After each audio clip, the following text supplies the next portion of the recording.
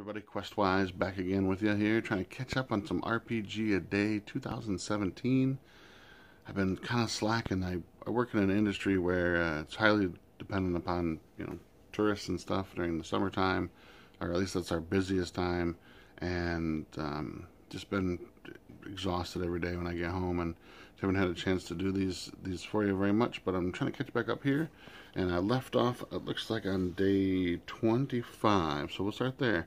So we'll do a couple of these and be kind of a short video recapping them, and hopefully we get back on track and be able to finish this up strongly with everyone else as well. So day 25, hashtag RPG a Day 2017. The question was, what is the best way to thank your game master or dungeon master, depending on what game you play?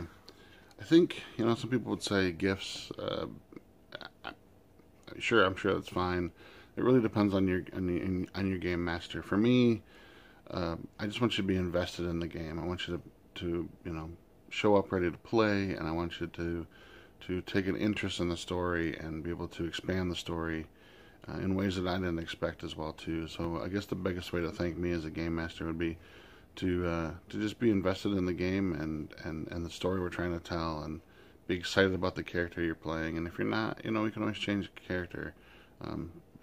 That's the great thing about these games, is that they're story based. They're narratively based, so we can always weed in a new character if you're not comfortable with the one you're playing with or the one you created initially. So be invested. That's question number 25. 26. Which RPG provides the most useful resources? I noticed that Runeslinger said that this was a very sort of like personal choice, kind of a individual choice on what we think would be the most useful resources. And the first thing that came to my mind, I think, when I think of straight out of the box, when I buy a new game, I want the game to be complete enough that I can play it right out of either the initial beginner's box, or not so much even beginner's box, but just the initial box and or the core rulebook. It frustrates me when you buy a $60 hardcover rulebook and then you don't have any monsters or any kind of villains to even run the game, and you've got to wait or buy an additional supplement. So I think the first one that came to my mind that was best supported straight out of the gate, right out of the first initial release, would be Mouse Guard 2nd Edition box set. That's by Luke Crane and David Peterson. The initial box set has everything you'll ever need to run this game, including a bunch of peripherals. If you didn't see my video on peripherals before, go check it out. I'll try to link it down below, but I'm a sucker for anything that has chits and bits and extra bobs and stuff. So Mouse Guard 2nd Edition, if you haven't seen it yet, comes with a full copy of the paperback rulebook. It comes with a Game Master screen. It comes with character sheets. It comes with a set of 20 different dice that are special dice. You don't need the special dice, but they're nice to have the little symbols and stuff on there. And 4 decks of cards, which you'll need for combat and interactions and social interactions stuff. So best game that I've seen initially, that comes with everything you'll ever need and has all the best supported stuff right out of the gate. Mouse Guard 2nd Edition box set. Number 27. What are your essential tools for good gaming? A tough one. This is one I had to put a lot of thought into.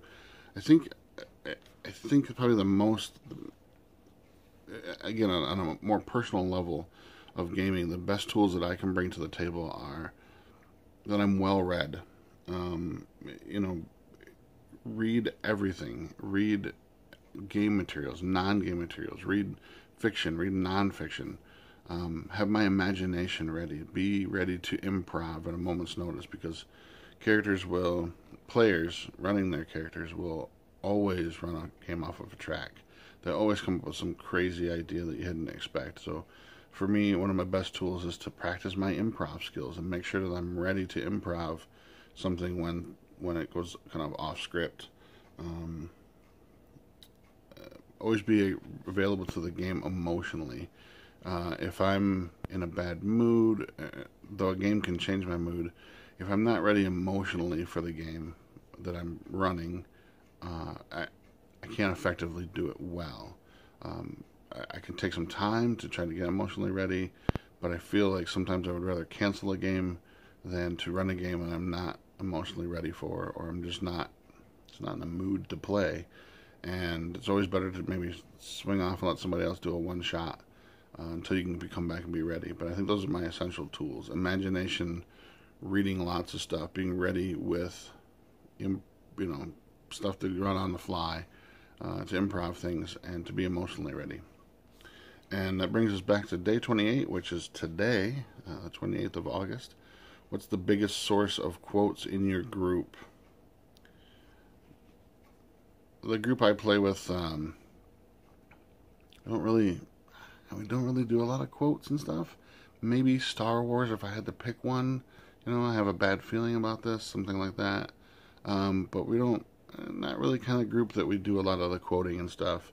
We're all in our late, 30s to 40s, so we've kind of grown beyond the whole Monty Python jokes every time we play. But I would say maybe if I had to pick one source of quotes from our gaming group, probably Star Wars. But that's it. We're finally caught back up. It's RPG A Day 2017.